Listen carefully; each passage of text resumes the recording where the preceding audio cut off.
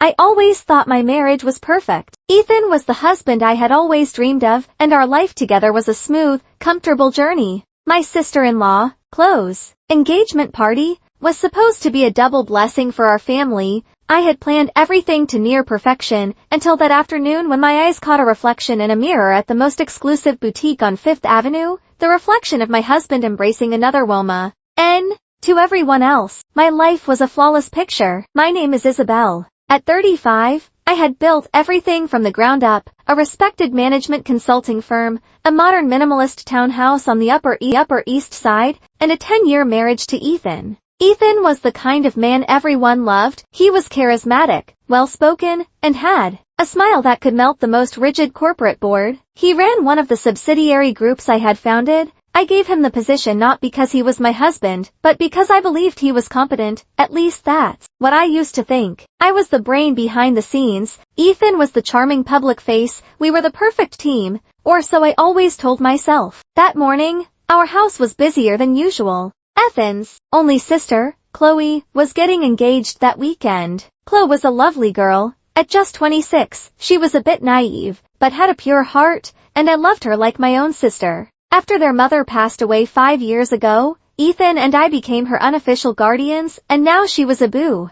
to start a new life. I stood at the dining table, a tablet in one hand and a cup of strong black coffee in the other, my eyes scanning a seemingly endless to-do list, confirm caterers, VIP guest list, family outfits. Isabel, Chloe's voice chirped through the phone. I put her on speaker. I'm so nervous. I let out a small smile. Calm down, Chloe. Everything is under control. You just have to show up and look beautiful. It's not that, she whined. It's my future mother-in-law, Mrs. Victoria. Ah, Victoria, the woman who would become Chloe's mother-in-law. Chloe's fiancé, Matthew, was Victoria's only son. Matthew was a good kid, polite, hardworking, and seemed to genuinely love Chloe, but his mother, Victoria, was a different story. I had never met her in person, our hectic schedules never aligned, but her reputation preceded her. Victoria was a high society socialite. The widow of a real estate tycoon, her connections included city officials and Fortune 500 CEOs, and her photos were often splashed across lifestyle magazines, always impeccably dressed, adorned with dazzling jewelry. What about her?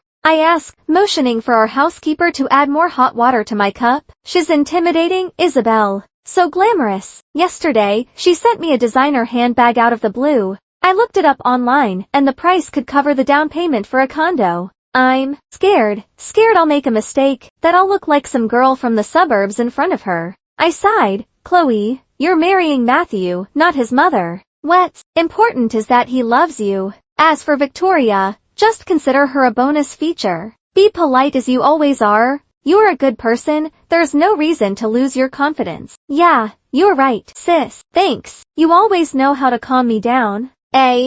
Time. Now, focus on your spa day. Don't get stressed or your makeup won't set properly, I joked. I hung up and looked back at my tablet. Victoria, I was a little curious. Ethan said he'd met her a few times at informal family gatherings. She's an interesting woman, Isabel, very influential, he had told me a few weeks ago. Ethan came downstairs impeccably dressed in a crisp blue shirt. The scent of his expensive cologne, a blend of oud and citrus, filled the air. He kissed the top of my head. Morning, honey. You look busy. Just making sure everything is perfect for Chloe's big day. You haven't forgotten we have the joint family dinner with Matthew and his mother, the day after tomorrow, have you? Ethan seemed to tense for a split second. Oh, right. Of course. I remember the dinner at that restaurant on Park Avenue. Exactly, I confirmed. You don't have other plans, do you? No? Schedule's clear, he said quickly, grabbing a piece of toast, his eyes busy with his phone. I'll have breakfast in the car. I've got a critical morning meeting. A new investor. An investor?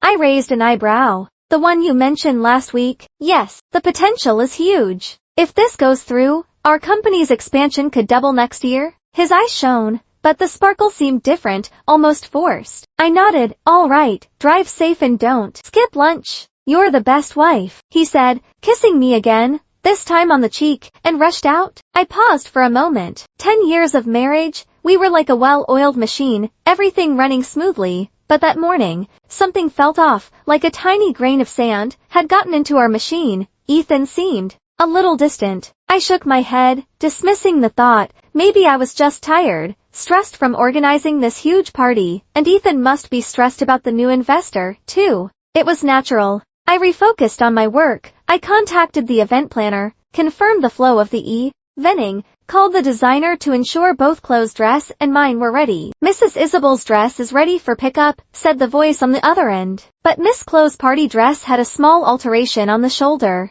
It won't be ready until late this afternoon. Would you like us to have them delivered, Mom? I thought for a moment. This designer was a socialite favorite. Her boutique was in Bergdorf Goodman, and I didn't want even the slightest mistake with Chloe's dress. It's fine, I decided. I'll pick it up myself, this afternoon. I have some errands in that area anyway. Oh, of course, Mrs. Isabel, we'll be waiting for you. I hung up. At least one problem was solved. I would pick up the dress myself to ensure everything was perfect. Perfection was what I had always clung to in my business, my life, and my marriage. I didn't know that this afternoon, my obsession with perfection would lead me to the biggest crack in my life. The rest of the afternoon was spent in video conferences, my mind completely absorbed in numbers and projections. I forgot the little anxiety I felt in the morning, forgot the strange look in Ethan's eyes, focused on what I could control. Around 4 p.m., I wrapped up my work, changed into a simple but elegant silk blouse and comfortable pants, grabbed my purse, gave a few brief instructions to the housekeeper, and set off. The drive to the luxury department store was smooth. The New York air that afternoon was warm,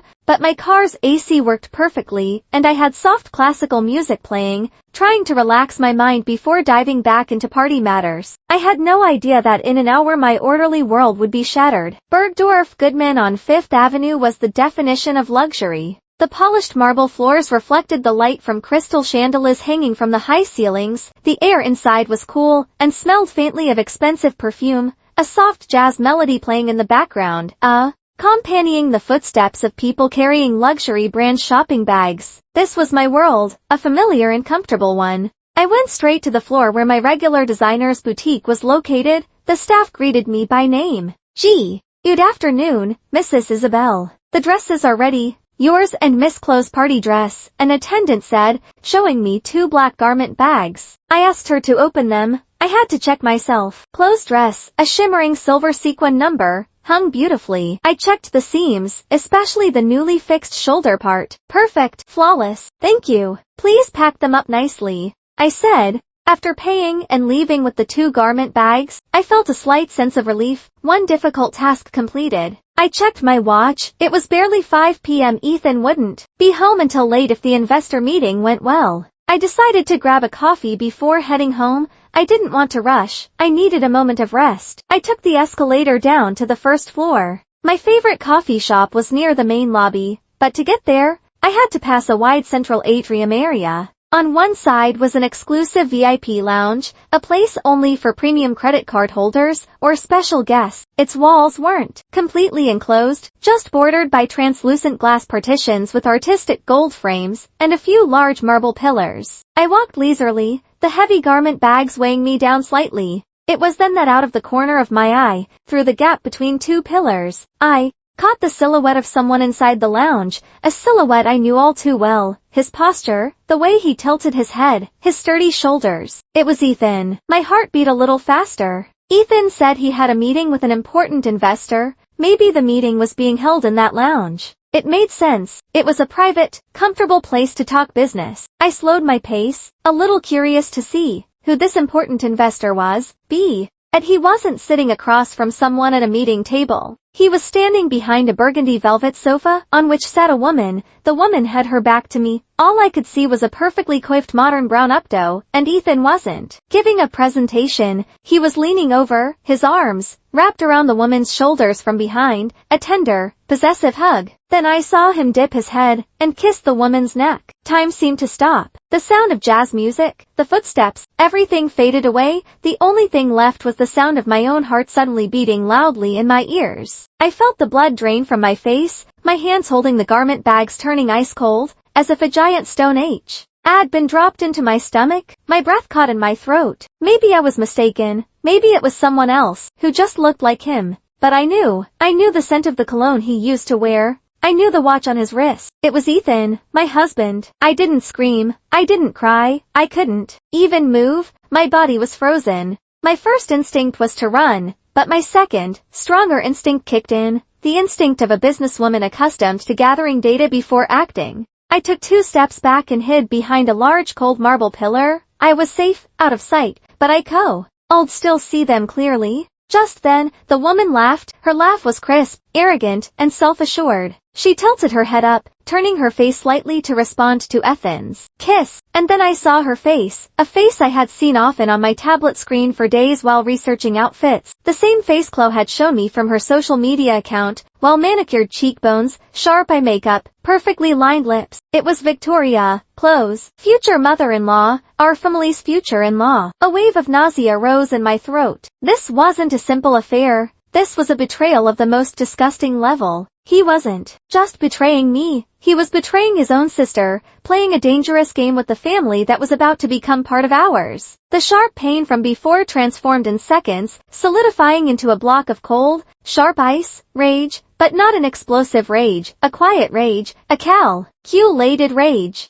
My hands were shaking, but not from fear, from adrenaline. In an almost automatic motion, I reached into my purse and pulled out my phone. I didn't care if someone saw me hiding behind a pillar like a thief. I opened the camera, made sure the silent mode was on, held my breath, peeked slightly to the side. Click. The photo was a bit blurry, Ethan resting his chin on Victoria's shoulder. I focused, zoomed in a little. Click. Both their faces were clearer now. Victoria had a triumphant smile, one of her hands holding Ethan's, which rested on her chest. Click. Ethan kissing her temple. It still wasn't enough. Photos could be edited. Denied. I switched the camera mode to video, pressed the record button, and recorded for 30 seconds, the longest 30 seconds of my life. I recorded their laughter, the way Ethan whispered something in her ear, the way Victoria caressed my husband's jawline. I put the phone back in my purse. My hands were no longer shaking. My mind was clear, crystal clear. I was not going to confront them. I was not going to make a scene in this department store. That was vulgar. That wasn't my style. Making a scene meant losing. I slowly backed away from the pillar, then turned, and walked swiftly toward the exit, not looking back. I walked through the lobby, through the automatic glass doors, and into the underground parking garage. The air in the garage was stuffy and hot, a stark contrast to the cool air inside. I got into my car, placed the garment bags on the passenger seat, and sat motionlessly behind the wheel for 5 minutes. I didn't cry, I just stared at the concrete wall in front of me, my mind racing, formulating a strategy. Meeting with an investor, such a cliché lie. How long had this been going on? Did Chloe know? Did Matthew know? Was this why Victoria gave Chloe an expensive handbag? Guilt, or just a way to flaunt her power? The engagement party, everyone would be there this weekend. Ethan's family, Victoria's family. I looked at myself in the rear-view mirror. My eyes were burning. They took me for a fool, thought I was the submissive wife, busy with household matters and my little business. My husband, Ethan, thought he could betray me right under my nose. The socialite, Victoria, thought she could steal my husband while marrying her son into my family. They were so very wrong. I started the car. The engine let out a low growl. This was no longer about a broken marriage. This was about pride. This was about justice. I would let this engagement party proceed. Let them enjoy their charade, smile, be Isabel, the perfect wife and sister-in-law, but behind hat smile, I would be planning their downfall one by one. I would take away everything I ever gave Ethan, and I would make Victoria lose the social status she was so proud of. I would use this proof, but not now. I would use it at the most opportune moment, the moment most painful for them. I backed the car out and drove out of the underground parking garage into the busy street. My mask was perfectly in place again. I arrived home as the sky began to darken. The house was empty and quiet, a stark contrast to the chaos that had just erupted in my head. I placed the garment bags in the living room carefully, as if they were the most precious objects in the world. For a moment, I stood motional. In the middle of the room, I could feel the tremor in my hands again, no longer the tremor of anger, but the tremor of shock. I wanted to grab the nearest vase and smash it to the floor, to scream, to cry, but I didn't. Winners never lose control, and I, Isabel, was going to win this battle. My first step was security. I went into my home office, a soundproofed room I had built for important meetings, locked the door, turned on my computer, my hands steady now. I transferred the video and photos from my phone to an encrypted USB drive, then uploaded them to a secure cloud storage service I had set up under a pseudonym and paid for with a virtual credit card. After making sure the copies were safe in 2 places, I deleted the original files from my phone's gallery, even cleared them from the recently deleted folder. No trace should be left. The work was done. I shut down the computer, then walked to the bathroom attached to my office. I looked at myself in the mirror. My face was pale. My eyes, usually sharp and calculating, now looked hollow and hurt. This was not the face of a winner. This was the face of a victim. I hated what I saw. I splashed cold water on my face again, and again, as if I could wash away the image of Ethan and Victoria from my memory. The pain hadn't disappeared, but I had pushed it into the deepest part of my mind, into an iron box. I locked it there. Now I was ready. I left my office and went back to being Isabel, the wife. I checked on the dinner preparations, even though I knew Ethan would say he'd already eaten out. I drew a hot bath in our bedroom, changed into comfortable silk pajamas, sat on the living room sofa, and turned on the TV. But I wasn't watching it. I waited. Around 11 p.m., I heard the sound of his car pulling into the garage. The front door opened. Oni, you're still up. Ethan's voice sounded tired. I turned, displaying the rehearsed smile, waiting for you. How was the meeting? He walked toward me, sighing deeply as he loosened his tie, sat down beside me, but not too close. Exhausting, really exhausting. Those investors are tough, but I think we're almost there. Investors? I asked in my usual tone. The ones from Singapore? He looked startled for a moment. No, these are new ones from Dubai. The potential is massive. I can't say much yet, but this is big, Isabel. Really big. He was lying so smoothly. I could see the lie in his eyes, which avoided mine. He looked tired. Of course, having an affair must be exhausting, I thought. You must be worn out, I said softly, getting up and taking his briefcase. Have you had dinner? I saved your favorite seafood chowder. I ate during the meeting a while ago, he said quickly. But thanks, honey. You're the most thoughtful. He caressed my cheek. His touch, which once always comforted me, now felt cold and repulsive. I had to resist the urge to pull away. I smiled. Hot bath is ready. Go take a shower. I'll make you some hot ginger tea. As he trudged toward the bedroom, I watched him. His back, which once seemed so strong, now looked like a coward's. I made the ginger tea, and when he came out of the shower looking fresher, I handed it to him. We sat in silence for a moment. So, I began, my voice light. I picked up Chloe's dress earlier. It's beautiful. I'm even more excited about the engagement party. Yeah, Ethan said, sipping his tea. Chloe will love it. It also got me thinking about our future-in-law. I continued, watching his face closely, even though I haven't met her in person. From Chloe's stories and the pictures, she seems like an incredible woman, don't you think? Very classy. Ethan's jaw tightened slightly, very slightly, almost imperceptibly, but I saw it. Yes, she's a very influential woman. Ethan chose his words carefully. She's into business and has a lot of connections. Matthew is lucky to have a mother like her,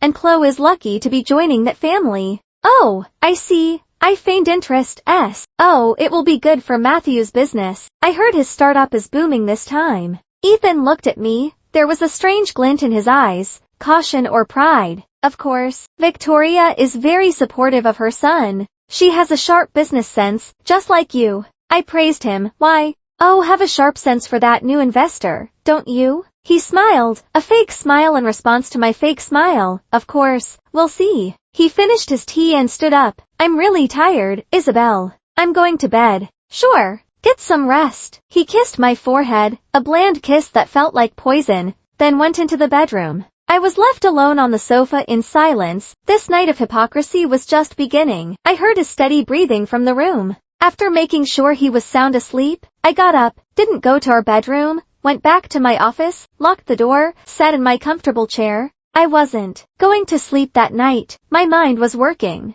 The video and photos were proof of emotional and physical betrayal. It was enough for a divorce, but it wasn't enough to destroy them, wasn't enough to repay this pain. Victoria was a socialite. Status was everything to her. Ethan was an executive. Reputation was everything to him. I had to attack their weakest point, and Ethan had just given me a clue. New investors, business sense. I remembered Ethan complaining at the funding problems of Matthew's business a few months ago. Poor Matthew. He needs a fresh injection of capital, he had said then. And now suddenly Matthew's business was booming, and Ethan had a mysterious new investor. A terrible suspicion began to form. I opened my laptop, searched the internet, opened my private contact list, a list of names I only used for business emergencies, lawyers, forensic accountants, and a private investigator. His name was Harris. He was the best in his field, very expensive, but highly discreet, and the results were always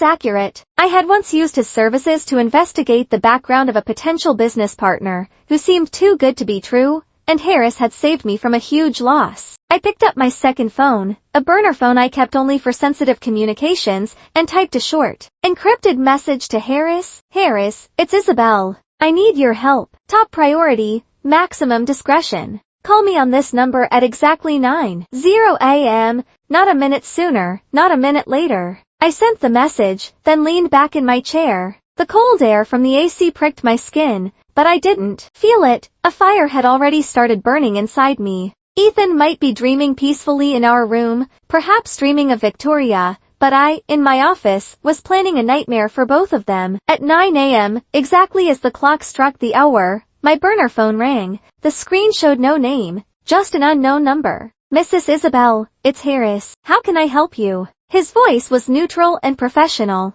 I want you to investigate two people, my husband Ethan and a woman named Victoria. I got straight to the point. I want to know everything about them. Everything. Absolutely everything. I emphasized. When did this relationship start? Where do they meet? Their daily schedules. But there's something more important, Harris. I want you to follow the money. I paused, making sure no one was around. Ethan runs one of my subsidiaries. I suspect he's embezzling funds from the company, and I also suspect he's channeling those funds into the business of Victoria's son, Matthew. The company name is Synergy Startups. I heard soft typing on the other end. I'll need initial data, full names, any account numbers, office addresses, company details, Harris said. I'll send them to your secure email now. I said, sending an encrypted email I had prepared since dawn. The content was all the personal data I could find on Ethan, Victoria, and Matthew, the details of the company accounts Ethan managed, and of course, the video and photos from the department store yesterday.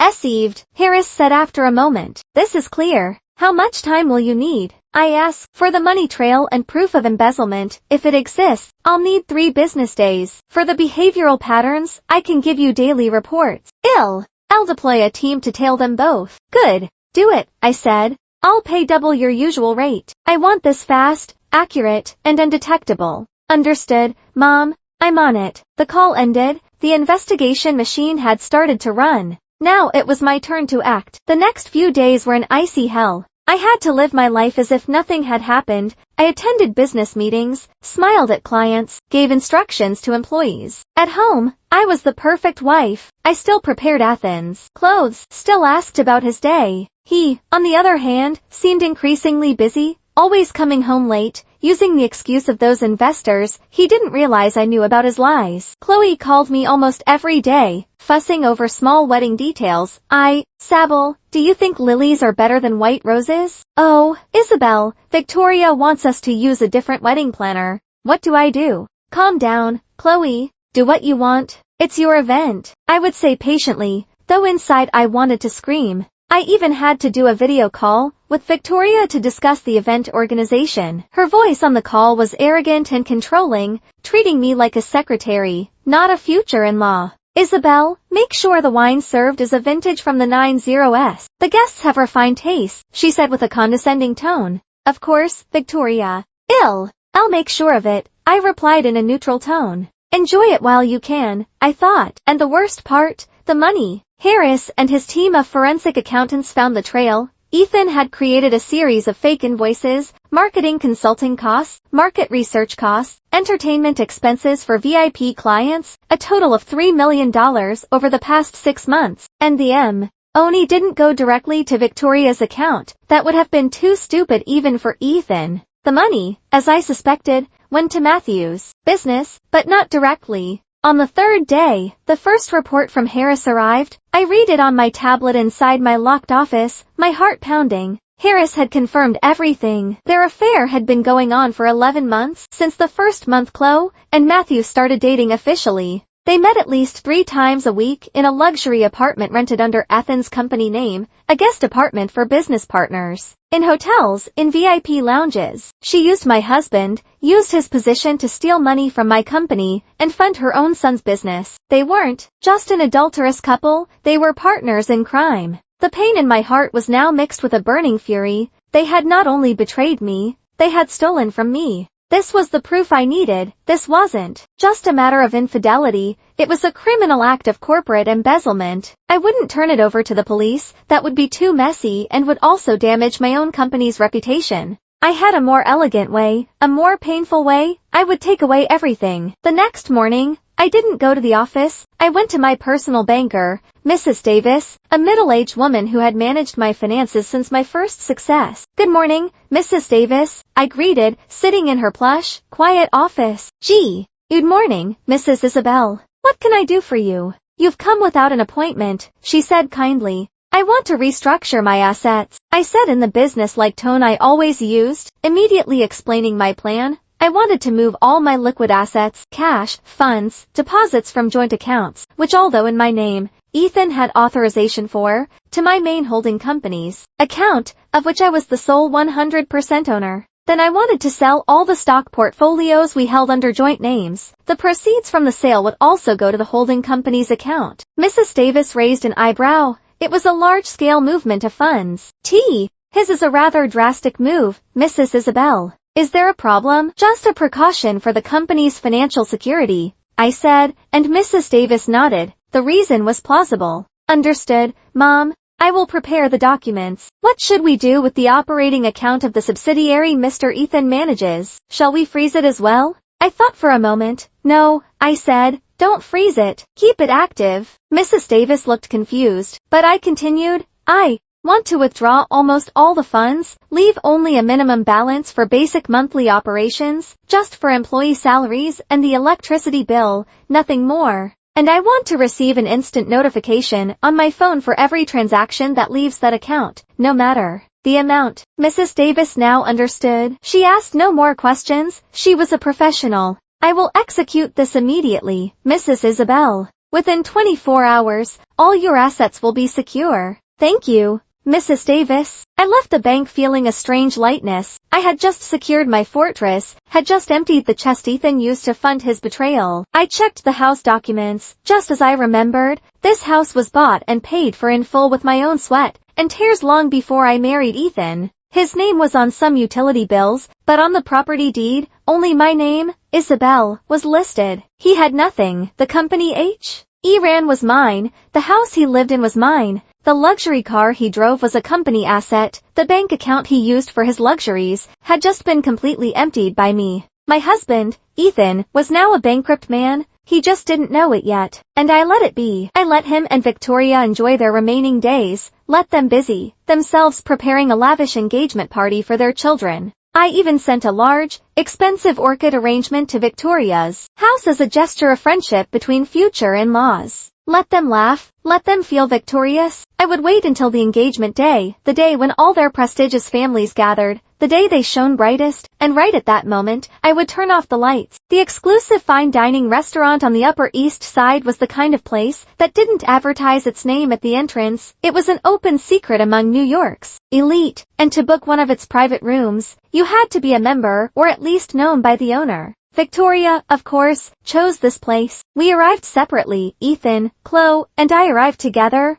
Matthew and Victoria were already waiting inside. When we entered the private room with its dark wood-paneled walls, dim lighting, and a long, perfectly set table, Victoria stood up to greet us. She was the definition of a well-preserved middle-aged socialite. Her body was wrapped in an emerald green dress that I guessed cost a year's salary of one of my employees. Her brown hair was swept up in a flawless updo, and the diamond earrings in her ears caught the light. She smiled, but the smile didn't reach her eyes. Her eyes were cold, assessing, Isabel, we finally meet, she greeted, her voice smooth as silk, bringing her cheek to mine for a light, empty, cold embrace. The scent of her perfume, a mix of expensive jasmine and tobacco, almost made me nauseous. It was the same scent I had faintly detected on Ethan's jacket weeks ago. I'm delighted to meet you in person, Victoria, I replied, making my voice as friendly as possible, returning her smile, my best fake smile. My apologies, my schedule has been incredibly busy lately.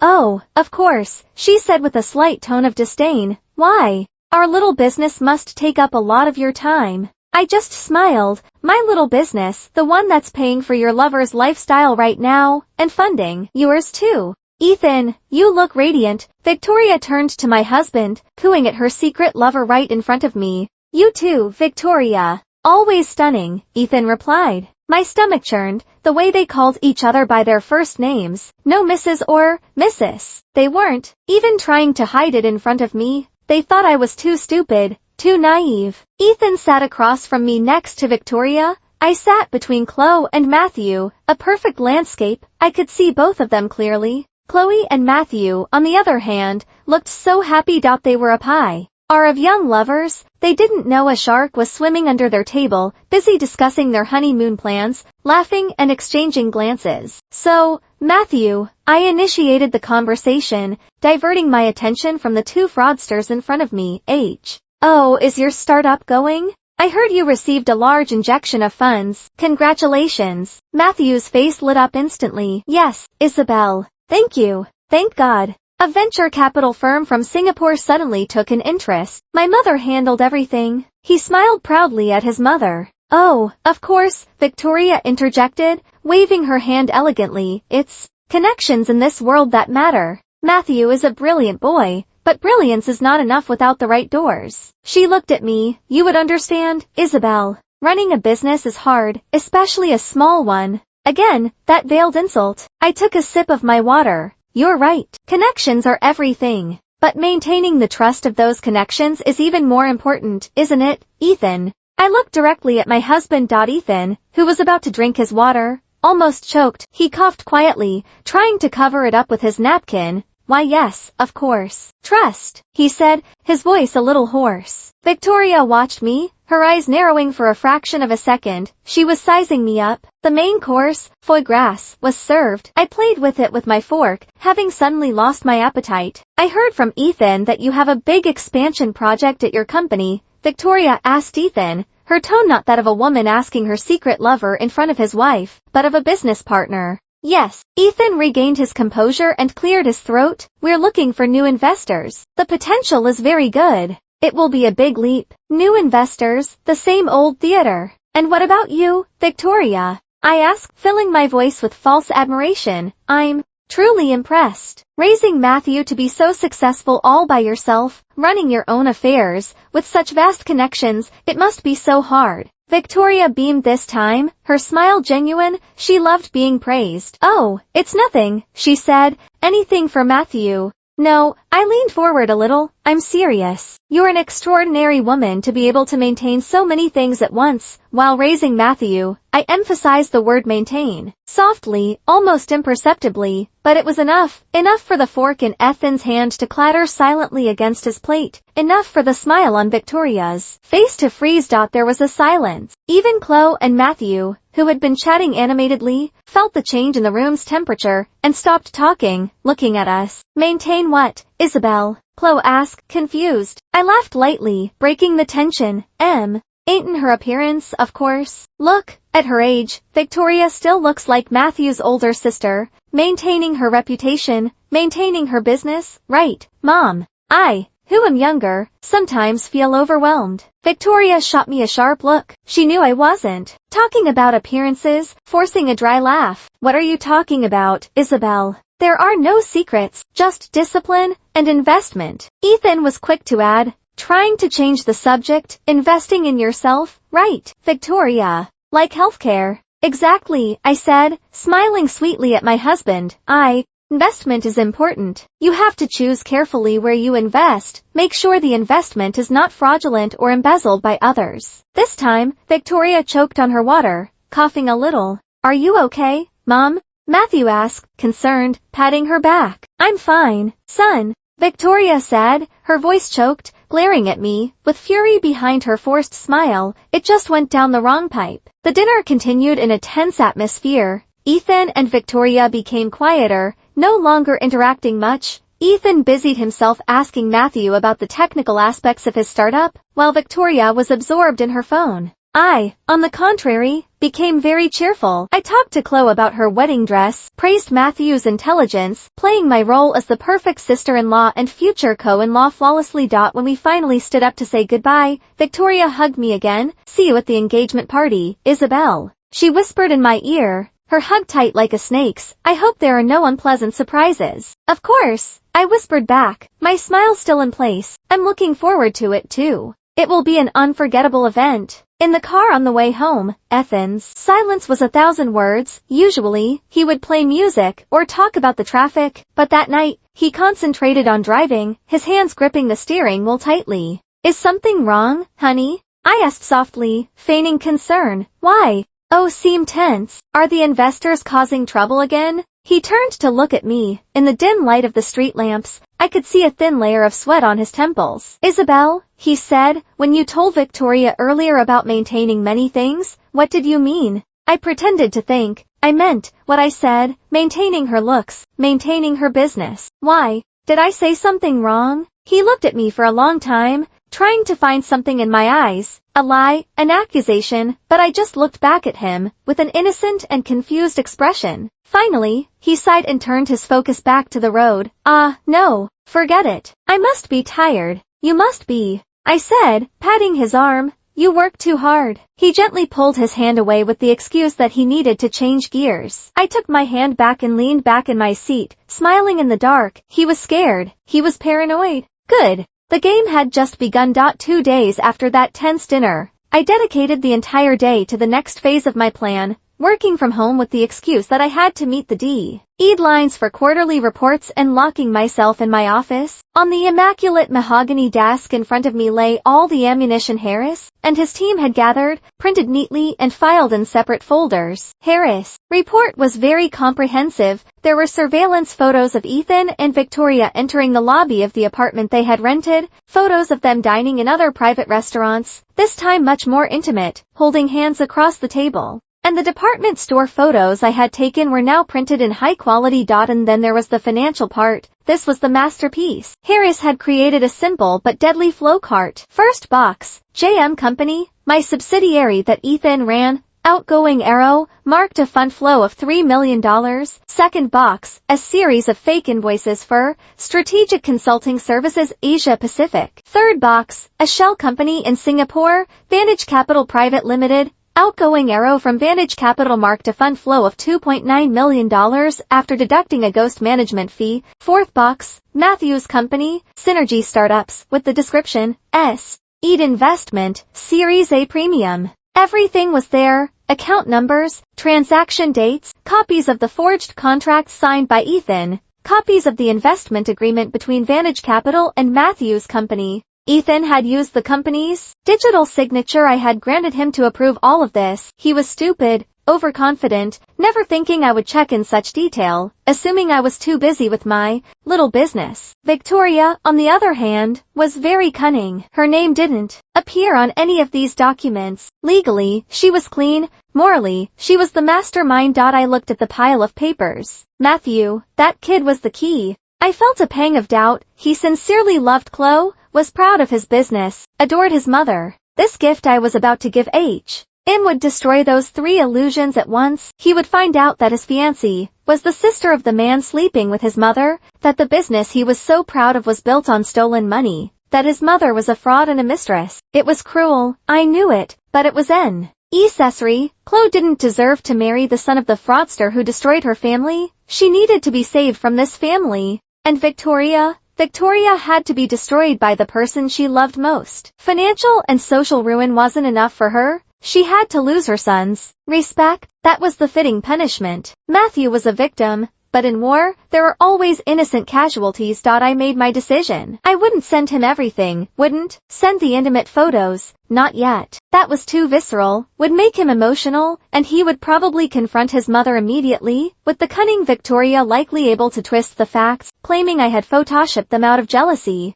I had to attack his logic first. Matthew was a startup entrepreneur. He understood numbers. I selected the financial documents, the flowchart created by Harris, copies of the fake invoices from Ethan's company, and a copy of the investment agreement from Vantage Capital to Matthew's company. Those two documents placed side by side said everything. Ethan's name was on the outgoing invoice, Matthew's company name on the incoming investment agreement, and the shell company in Singapore was listed as the intermediary in both. Matthew was smart enough to connect the dots to realize that his mysterious investor was his future brother-in-law legally channeling money from his for future sister-in-law's company. I thought of this as a logic bomb. I would plant a lethal seed of doubt. I put the documents in a large A4-sized brown envelope, no sender's address, no note, just the cold hard documents. Next, the delivery. I called Harris on my burner phone. Harris, I need a package delivered to Matthew's office at Synergy Startups. It has to be in his hands today,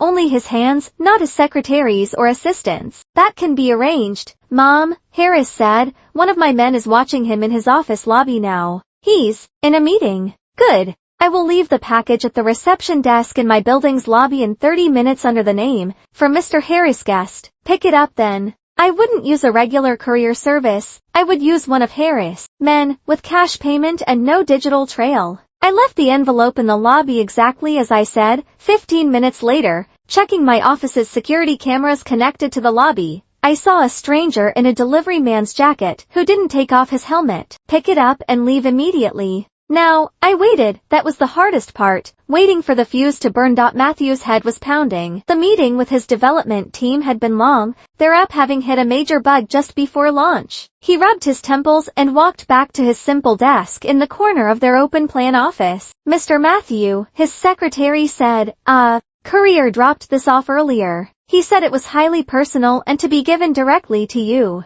Matthew frowned at the large thick brown envelope. No sender. Who's it from? The courier didn't say, sir, just asked for a receipt. The secretary replied. Matthew took the envelope, intrigued. Maybe it was tender documents from a new client. He opened it. Inside there was no cover letter, just a stack of papers. The first page was a flowchart, JM Company, his future brother-in-law Ethan's company, Vantage Capital, Synergy Startups, his company. His heart started to pound. He looked at the next pages, fake invoices for consulting services worth millions of dollars, signed by Ethan. Then the investment agreement document from Vantage Capital Private Limited investing in his company. He compared the two documents. The name of the intermediary company in Singapore was exactly the same. Matthew felt nauseous, opening his laptop with slightly trembling hands to Google. EJM Company. The first result was a subsidiary of the Isabel Group, owned by Isabel's company. He felt the blood drain from his face. It couldn't be the investor his mother was so proud of, the venture capital that allowed his company to hire the best talent. The money he had used to build his dream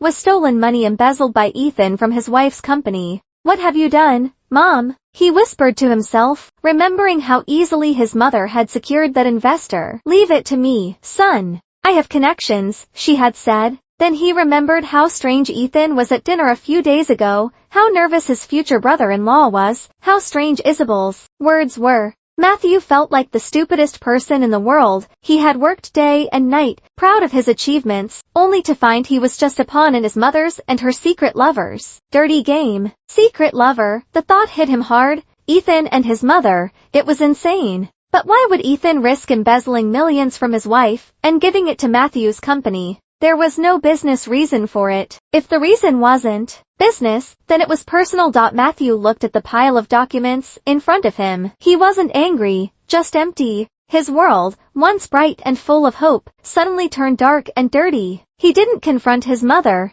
didn't call Chloe. He folded the documents back and put them in his briefcase, knowing he had to think to find out how deep this rot went. That afternoon, my burner phone vibrated with a message from Harris.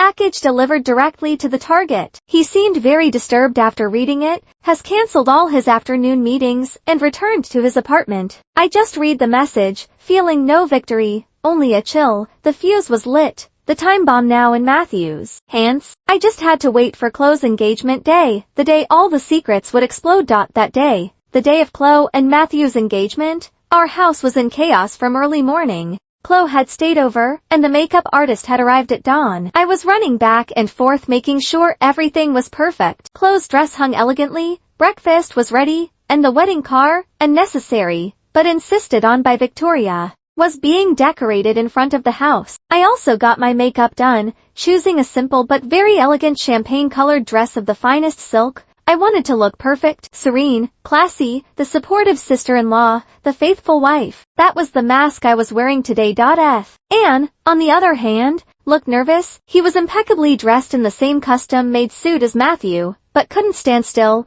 pacing the living room and constantly checking his phone. "What's wrong, honey?" I asked, adjusting his tie as gently as possible. His hands were cold. "Nothing," he said too quickly. "I'm just nervous for Chloe. It's a big event, lots of important guests." "Important guests or new investors?" I whispered. He looked at me instantly. "What do you mean?" I laughed softly. "I mean, important guests from those new investors might come. It's good for the company's image." "Why are you so tense?" He forced a smile. "Yeah, you're right. I just want everything to go smoothly." "It will," I assured him. "I've checked everything." In my mind, I knew he wasn't nervous about Chloe. He was nervous about his game with Victoria, about the dinner a few days ago, afraid I knew something. "You don't know anything, Ethan. You don't know what I'm going to serve tonight yet." The event was held in the grand ballroom of one of New York's most prestigious 5-star hotels. Victoria didn't joke around with ostentation. The lobby was filled with imported flowers, champagne flowed freely, and the guests were faces I recognized from business magazines and society columns. Ethan, Chloe, and I walked in. Chloe looked like a princess, pretty nervous but very happy, knowing nothing. A pang of guilt stabbed me for a moment. I was about to ruin her happy day, but I had to. It was better to be destroyed now than to live in a lie for a lifetime. Victoria and Matthew greeted us at the end. Rance. Victoria was radiant in a tight-fitting fiery red dress, diamond and ruby jewelry adorning her neck and wrists. She was the queen of the night. She hugged Chloe, then hugged me. "Isabel, you look beautiful," she praised, but her eyes were full of triumph, thinking she had won, that I was the stupid wife who knew nothing. "You look much more stunning, Victoria," I replied with a smile. "Red is definitely your color." Then I looked at Matthew. The boy was pale, very pale, with slight dark circles under his eyes, forcing a smile when he shook our hands, his eyes empty, avoiding his mother's gaze and barely looking at Chloe. I knew the envelope had done its job. "Are you okay, Matthew?" I asked softly while Chloe was busy greeting other guests. "You don't look well." Matthew looked at me, his eyes a mixture of pain, confusion, and gratitude, seemingly having realized where the envelope came from. "I'm just a little nervous, Isabel," he whispered. "Don't worry," I said, giving him a silent pat on the arm. "Everything will be fine. Everything will become clear tonight." He seemed surprised by my choice of words, but I quickly moved to join other guests.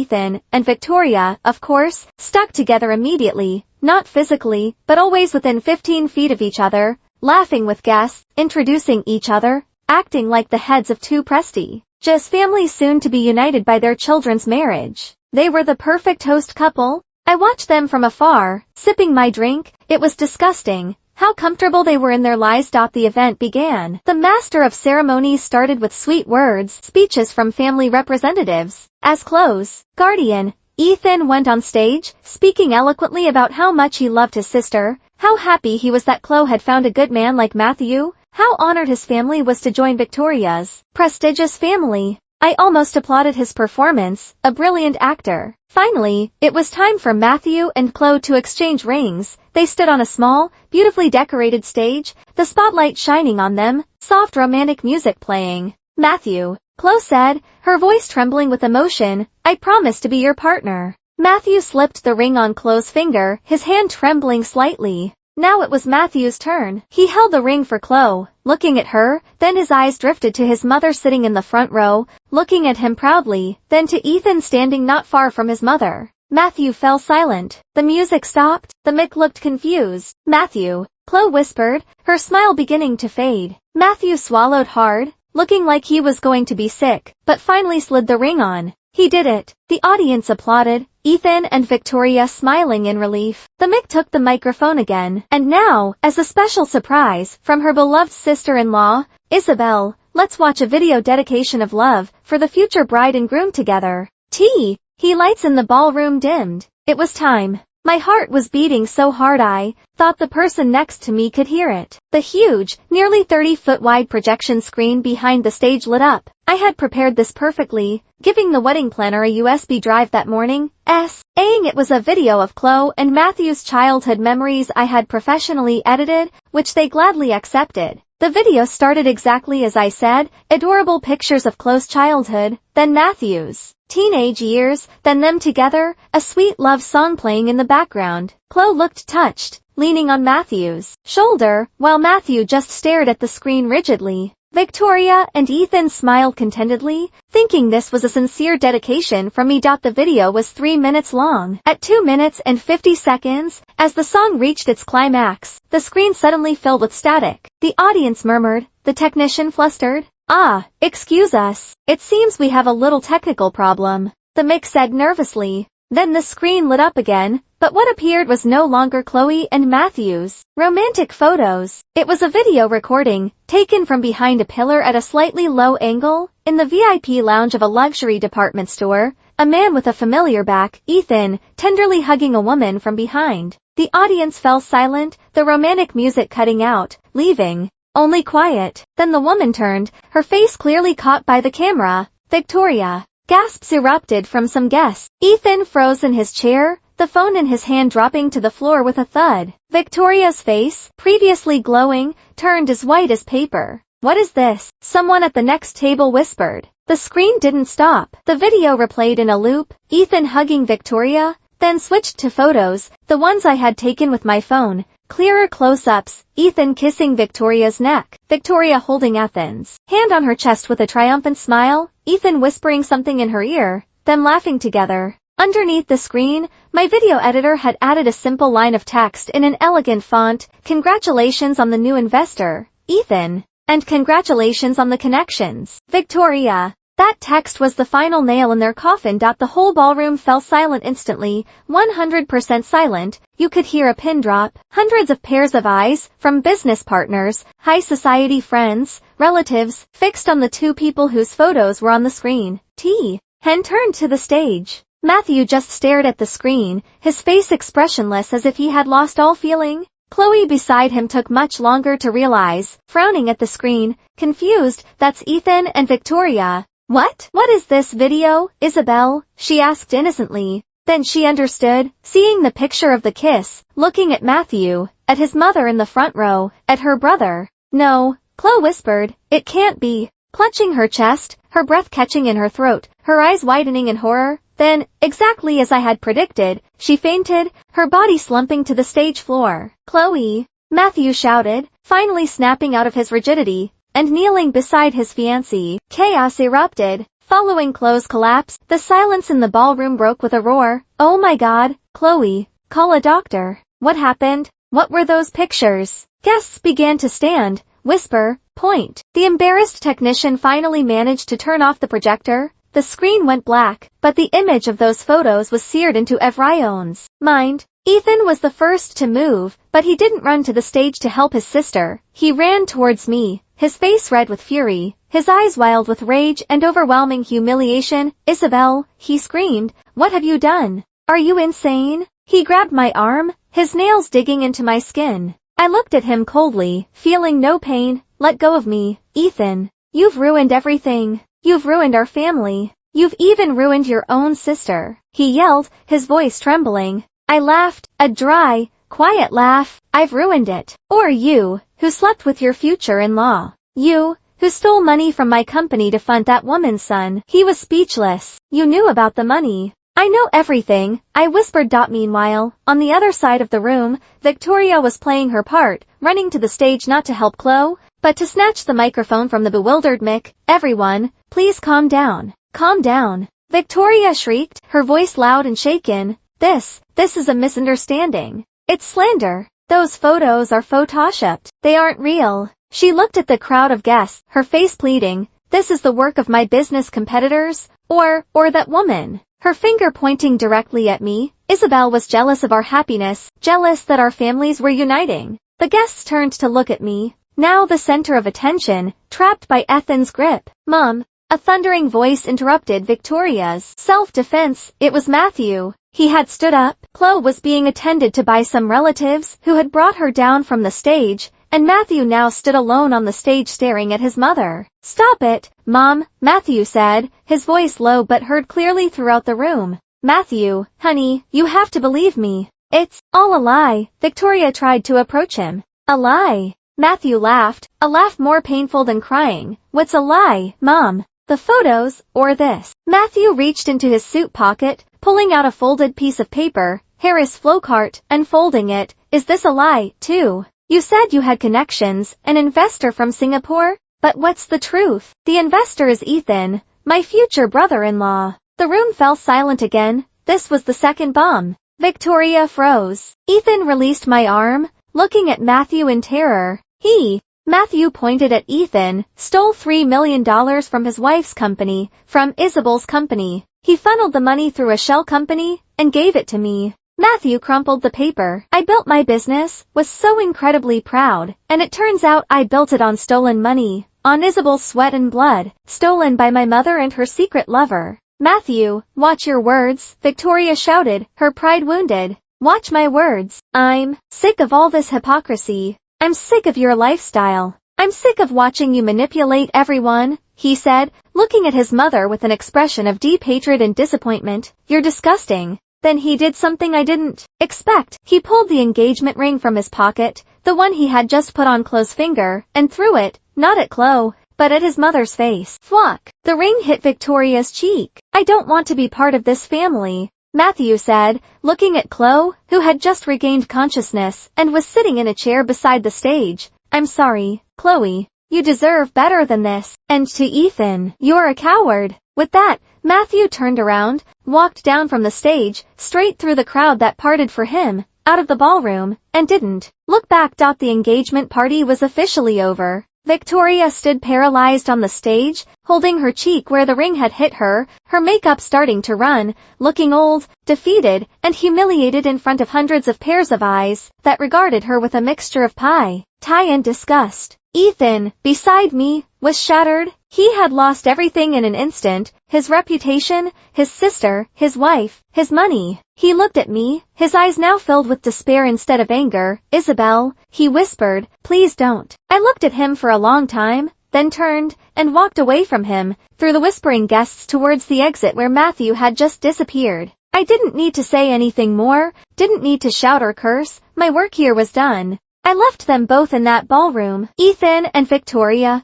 two fraudsters who now had to face the wreckage of their own making, amidst the lavish party they had designed to celebrate their victory. Ironically, as I walked out of the ballroom into the silent hotel lobby, I felt a huge weight lift off my shoulders. For the first time in weeks, I could breathe a sigh of relief. I got home, feeling no victory, no euphoria, just an overwhelming, bone-deep exhaustion. The adrenaline that had sustained me, that had allowed me to stand tall and smile through the storm, had receded, leaving an empty ache. The house felt too big, too quiet, a stark contrast to the chaos, shouting, and stares at the hotel. I dropped my purse on the table, kicked off my heels, feeling the relief of my feet on the cold marble floor, and walked to the master bathroom. I didn't turn on the lights, letting only the moonlight filter in through the window, and looked at myself in the large mirror. My makeup was still perfect, the champagne dress still elegant, my mask still in place. Slowly, I took it all off, wiping away the lipstick I had used to smile falsely at Victoria,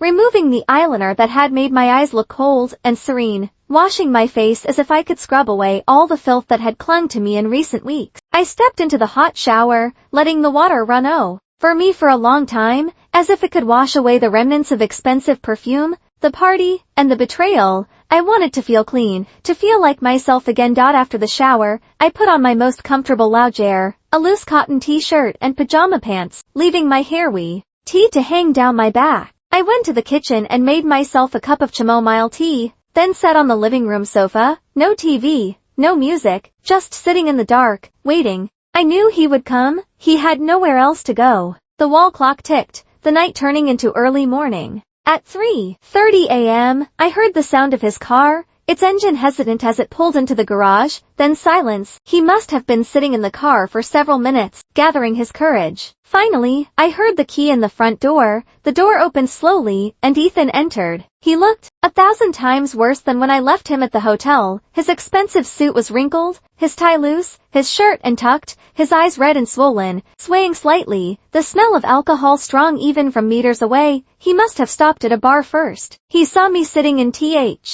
dark, my silhouette like a judge awaiting him. Isabel. His voice was hoarse, no longer angry, his rage replaced by total defeat. He walked slowly towards me, his steps heavy. Then, about 3 feet from me, his legs seemed to give out, and he collapsed to his knees on the expensive Persian rug. "I'm sorry, Isabel," he whispered. "Please forgive me." He reached for my hand. I pulled it back. "I was wrong. I was an idiot," he said, tears beginning to stream down his cheeks, not fake tears, but tears of remorse, or perhaps fear. "It was all Victoria's fault," he said, and the drama began. He seduced me, Isabel. She kept making advances. The money idea was hers. She said it would just be a loan, said you were too busy to notice. I listened in silence. "She set me up," he sobbed. "You know I'm weak, easily influenced, but believe me, Isabel, I love you. My love is only for you." I almost laughed. How cliché. "I will fix everything," he said, his voice growing more desperate. "I'll leave her, swear I'll pay back the money, kneel at clothes feet, do anything. Please, Isabel, don't leave me. I can't live without you." He crawled forward, trying to hug my knees. It was then that I finally spoke, my voice calm, cold as ice. "Are you finished?" Ethan looked up, startled by my emotionless voice. "Isabel." I stood up, walking past him, as if he wasn't there, and turned on a floor lamp on a corner table, the room now bright enough to see the ruin on his face. "You said you'd pay back the money," I asked, my back to him. "How? You don't have a single cent." "I'll work. I'll find a way." "Where will you work, Ethan?" I interrupted, my voice still as calm as ever, sharp and unyielding. I turned to face him. "That company is mine, and you are officially fired. Your termination letter has been on your desk for 3 days. His face went from pleading to ashen white. "What? And you said you couldn't live without me." I said. "You're wrong. You can't live without my money." I walked to the coffee table, where a thick brown folder I had prepared that afternoon lay waiting. I picked it up. "I'm not interested in your drama. I don't care who seduced whom. You're a grown man. You made your choices." I threw the folder on the floor right in front of him. "And this is my decision." His hands trembled violently as he picked up the folder, opening it and pulling out the contents. First page, divorce papers, fast-tracked, and non-negotiable, filed on grounds of adultery and fraud. Second page, a bundle of evidence copies, the department store photos, a copy of video, and most damningly, the flow card of the $3 million with copies of the fake invoices he had signed. Third page, a copy of our prenuptial agreement, one that clearly stated all assets, companies, and properties I owned before and during the marriage were 100% mine. The agreement he had signed 10 years ago with a smile, thinking it was a silly formality from his overly business-minded wife. He looked at the documents, then at me with terrified eyes. "You planned all of this," he whispered. "I planned it from the moment I saw you holding her in the department store," I replied. "What did you think I was, Ethan? A stupid woman who would make a scene, cry, and beg you to come back? You underestimated me."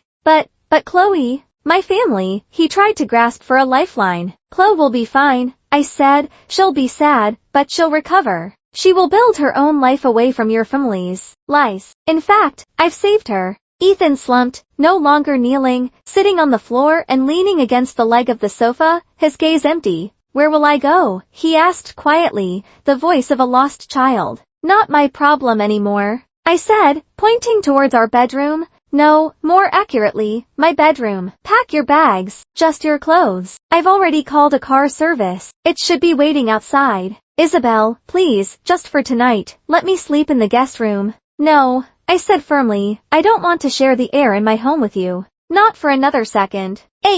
E looked at me, searching for any remnant of compassion, any remnant of love, any memory of 10 years of marriage, but found nothing, only steel. This house, I said slowly, making sure he understood. S in my name. The car you drive every day is a company asset. All company credit cards under your name have already been blocked since I took over the accounts. He stammered. You've taken everything from me. I haven't taken anything from you, Ethan, I corrected. E simply taken back what was mine. You came to me with nothing 10 years ago, and you will leave the same way tonight. I crossed my arms. You have 24 hours to sign those divorce papers. Take them to my lawyer's office tomorrow morning. Or else, he asked weakly. Or else, I pointed to the folder in his hands. That second bundle of evidence will go straight to the district attorney's office. Embezzlement of $3 million in company funds. The proof is rock solid. You'll go to prison immediately, Ethan. For years, I gave him a slight smile. My first real smile of the night. The choice is yours. Leave quietly as a poor but free man, or go out with a bang and become a convict. Hat was the final blow. He trembled violently, knowing he had lost on every front. With the last of his strength, he staggered to his feet, no longer daring to look at me, and walked heavily towards the bedroom. I heard the sound of closet doors opening, the zipping of suitcases. No more crying, just the sound of a resigned man packing his bags. 10 minutes later, he came out with one large suitcase and a backpack, looking like an expensive homeless man. He walked to the front door, his hand already on the doorknob. One more thing, I said. He stopped but didn't dare to turn around. You still owe me $3 million. I won't forget it. Consider it a personal debt, and I will claim it until you pay me back. He didn't answer. He opened the door and walked out, disappearing into the dark of the night. The door closed silently. I was alone in my big, silent house. I walked to the window and watched as the car service turned on its headlights and drove away, taking 10 years of my marriage with it. I didn't cry. I didn't feel relief. I just felt an emptiness. This chapter was over, and tomorrow I would have to start a new one. 1 year later, the scenery was different. No more New York skyscrapers or air-conditioned boardrooms. The landscape in front of me was the endless blue of the Pacific Ocean. I was in Malibu, in a private villa I had built on a cliffside, its architecture open with a predominance of natural wood and stone. No walls to block the sea breeze. This was my place of retreat and work, all at once. I was lying comfortably on a lounge chair by the edge of the infinity pool, no longer wearing stiff business attire, but a thin white linen kaftan that billowed in the wind. My hair was longer, loose, and healthier than before. My skin was slightly tanned. I looked younger, more serene. On the small table beside me was a glass of coconut water, and my work tablet. As for my business, after firing Ethan, I did a major restructuring, eliminating the inefficient departments he managed, selling that subsidiary, and investing the funds in a new sector, green technology and sustainable real estate. The Isabel Group grew twice as fast. I now delegated more tasks and managed everything remotely. I had just finished a video call with Chloe. Our relationship had taken time to heal. At first, she was devastated, angry with me for publicly humiliating her family, angry with Ethan, angry with the world, and she cut off contact with everyone. But time healed. 6 months ago, she contacted me, saying she had moved to Singapore, started a new life, and was taking an interior design course. She apologized for blaming me. The video call just now had been cheerful. She showed me her small but elegant new apartment and talked about her first project. Isabel, she said at the end of the call, her smile genuine, thank you. I really hated you before. I thought you were the villain, but now I realize you saved me. I don't know what would have become of me if I had married into that family of frauds. You saved yourself, Chloe, I said softly. You chose to stand up. I'm proud of you. He call ended, and I smiled. At least something good had come out of that whole mess. I put down my phone, picked up my tablet, intending to read global business news, but my eyes were drawn to an article in a gossip column, a news portal known for being scathing and often publishing paparazzi photos. The headline was sensational. Disgraced socialite Victoria brawls with private driver in market, allegedly owed to loan shark debt. Out of curiosity, I clicked on it. The article was short, but the photo said it all. Taken from across the street and blurry, the figure was unmistakable. The background was a crowded, dirty farmer's Market, piles of vegetables and flies buzzing in the distance. In the middle of the crowd stood Victoria, not the Victoria I knew, not the elegant woman in an emerald green dress, but an old, tired woman. Her once beautifully styled hair was now frizzy with gray roots showing, tied up haphazardly. She wore faded floral pajamas, thin but with a puffy face, screaming with her mouth wide open, one hand gripping a man's hair. And that man was Ethan. He no longer wore an expensive suit, but a light blue driver's uniform shirt stained with sweat. His once firm body was soft, his face covered by an unkempt beard, struggling to free himself from Victoria's grip, his face contorted in pain and overwhelming humiliation. The article explained the rest. After the engagement scandal, Victoria's reputation was shattered, her high society friends shunning her, her business, which relied heavily on connections and image, going bankrupt within a few months. Her son, Matthew, refused to see her again, rumored to have moved to Canada and changed his last name. Victoria sold her luxurious house, her cars, her handbag collection, her jewelry, but her extravagant lifestyle habits were hard to break. In a year, she was in debt to loan sharks. As for Ethan, he had signed the divorce papers the next day, walking out of my life a poor man with a shattered reputation, no company in New York willing to hire him due to the scandal's magnitude. He tried several small businesses but had no talent, only good at spending my money, and eventually declared bankruptcy. Ironically, the only person left in his world was Victoria, and vice versa. They were no longer together for love, but out of desperation. Ethan, the charismatic ex-executive, now worked as Victoria's personal driver, driving her around in a beat-up rental car, reduced to the servant of the woman he once adored. The photo, according to the article, was taken when they had a violent fight in the market, Victoria berating Ethan for not having enough money to pay the loan sharks. I stared at the photo for a long time, seeing the two people who had conspired to destroy me, who had looked down on me. Ethan, who thought I was a boring wife, now trapped serving a shrewish old woman. Victoria, who had insulted me for being a small business owner, now having to fight in a dirty market for lack of grocery money. They got what they deserved, trapped with each other in poverty, in hatred, in an instant karma of their own making. The sound of the waves crashing against the cliff below sounded like a silent applause. I didn't feel anger, didn't feel vengeful, didn't even feel pity,